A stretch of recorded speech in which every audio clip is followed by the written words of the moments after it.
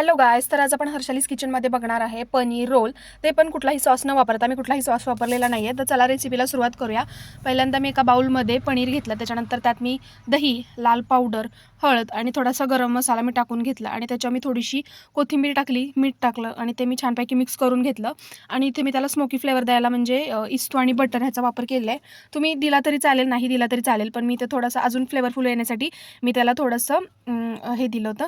त्याच्यानंतर एका पॅनमध्ये आपल्याला तूप टाकलं मी आणि तुपामध्ये आपण ते बॅटर तयार केलं होतं पनीरचं, ते टाकून घेतलं आणि त्याच्यानंतर मी त्यात शिमला उभी चिरून घेतलेली, त्याच्यानंतर बारीक चिरलेला कांदा उभा तो सुद्धा टाकून घेतला आणि त्याला पण छानपैकी परतून घेतलं. आपले पनीर थोडेसे मऊ होईपर्यंत आपल्याला ते भाजून घ्यायचे. त्याच्यानंतर मी माझ्या घरात एक शिळी चपाती होती, मी ती घेतली. त्याच्यानंतर ते पनीरचं स्टफिंग मी सगळं त्याच्यावर टाकून घेतलं आणि त्याच्यानंतर मी त्यात भरपूर असा कांदा टाकला.